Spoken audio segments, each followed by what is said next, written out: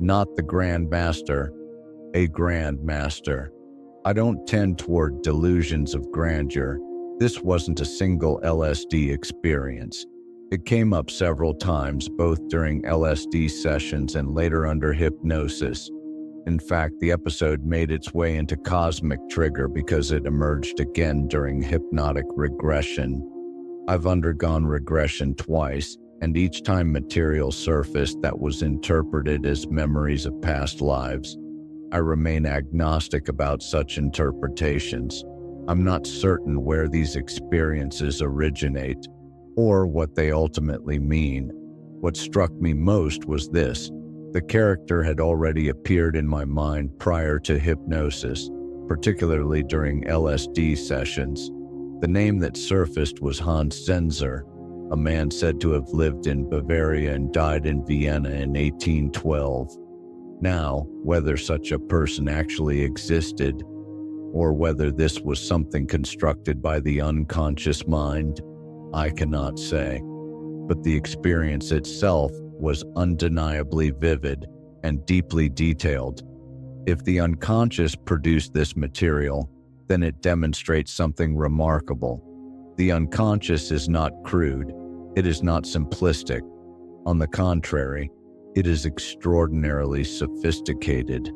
It can generate intricate narratives, complete with historical detail and emotional texture. Many people assume that complex or structured experiences cannot originate from the unconscious. My experience suggests the opposite. The unconscious mind is immensely creative, capable of constructing entire worlds. That said, I don't jump to conclusions. If I truly wanted to pursue the matter, I would investigate further. For example, I might go to Vienna and look for historical evidence of this Hans Zenzer. So far, I've found nothing that convinces me, and until there is evidence, I remain unconvinced. I would look for corroboration. I'd want to see how many of my so-called memories could actually be verified. It's entirely possible that I encountered the name somewhere, perhaps in a book years ago, and simply forgot the source. The mind has a way of recycling forgotten information and presenting it as something new. That in itself is fascinating.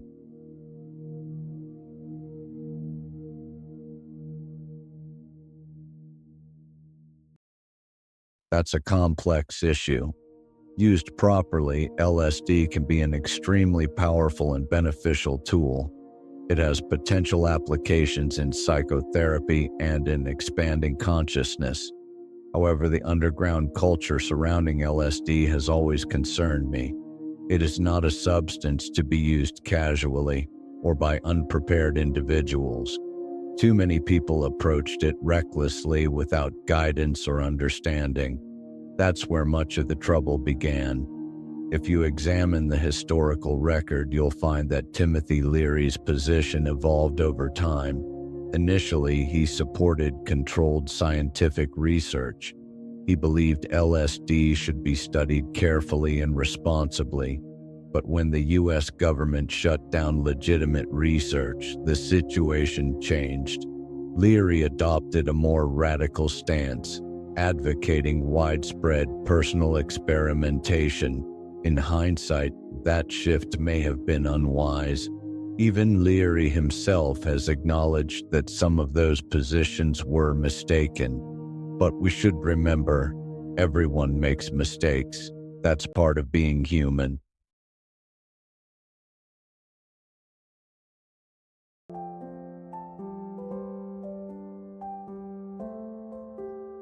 Reality and belief. When I first arrived here in Ireland, I heard an interview with a folklore expert discussing belief in fairies in the west of Ireland. The interviewer asked, "You sound as if you believe in them yourself." And the folklorist replied, "I'm not saying I do, but I'm not saying I don't." That struck me immediately. I thought, this is a different reality tunnel. There's something to learn here.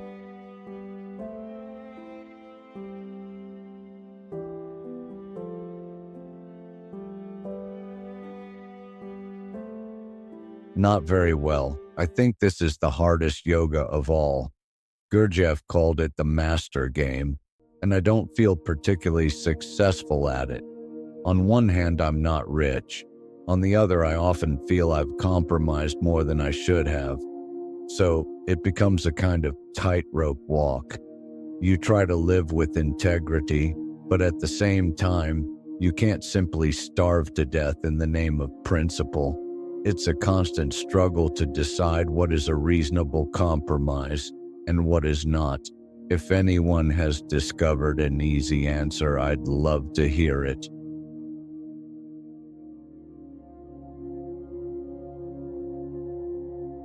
The media plays a major role.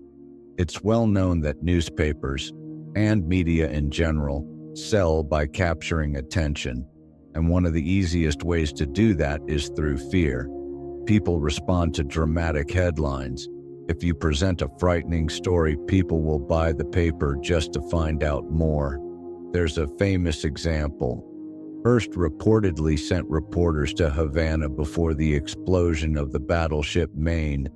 When one of them telegraphed back saying, "There's no war here. What am I supposed to do?" Hearst replied, "You supply the prose poetry. I'll supply the war." Whether entirely accurate or not, the story reflects a deeper truth. The media amplifies fear and sometimes manufactures it. After the First World War, there were exposés showing how arms manufacturers stirred up fear between nations, encouraging each side to believe the other was arming for war. That process hasn't disappeared. Governments, media, and institutions continue to amplify threats, sometimes beyond reality. If there's no news, the tendency is to invent some. This creates a climate of tension, even when none objectively exists. In the long run, I don't think anyone benefits. We've reached a point, what Buckminster Fuller might call an omni-lethal stage, where large-scale war risks total destruction. Anyone starting a major war today has a strong chance of being destroyed along with everyone else. Nuclear weapons have changed the entire equation. That's why major powers tend to engage in smaller wars instead of global ones. But even that is dangerous. Attempts to intimidate opponents always carry the risk of escalation, of something spiraling out of control. The rise of intelligence wars. What we're seeing increasingly is a shift toward intelligence wars, not just espionage, but psychological influence. Intelligence agencies now compete not only to outthink one another, but to shape public opinion globally. This trend has been accelerating since the 1930s. The scale of investment and the sophistication of these operations is only now becoming widely understood. The useful idiot and hidden influence. A few years ago, there was an exposé in the United States, funded by the CIA itself. It explored the concept of the useful idiot. A useful idiot is someone working for an intelligence agency without knowing it.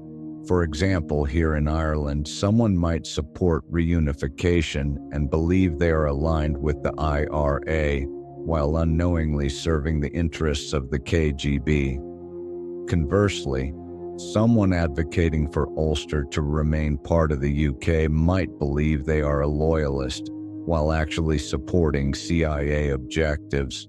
This is the complexity of modern intelligence networks. People often don't know who they're really working for. Humor, humility, and self-awareness. That's why it's essential to maintain a sense of humor and to avoid an inflated ego. It's a useful daily exercise to ask yourself, to what extent am I a useful idiot? I ask myself that question every day. It's interesting. Many of the astronauts, both American and Russian, began describing space-time perception in ways that sound remarkably similar to Buddhist and Hindu traditions. Despite their materialist training, A large percentage returned with what can only be described as mystical insights. I think it's very likely that going into space produces profound changes in the nervous system, activating higher neural circuits. This appears to be consistent across cultures, so I don't think space travel reinforces a purely materialist worldview. Personally, I've always felt a sense of wonder about space, even as a child. I remember asking my mother if I could go to the moon long before I ever read science fiction. To me, the Earth feels like a living being, and perhaps the universe itself is alive. I wouldn't describe myself as a traditional theist. If anything, I lean toward panpsychism, the idea that consciousness or intelligence exists throughout the universe, even in forms we once considered inanimate. I tend to think of intelligence as existing in a hierarchy, different levels, different forms, but I don't see any compelling reason to believe in a single, central, controlling intelligence. Alan Watts once referred to that idea as a monarchist view of the universe. I'd say I'm more of a Democrat. Intelligence to me appears to be distributed, decentralized. I always used to read a lot even when I was a small kid. My mother told me to stop reading so much and go outside and play with the other boys.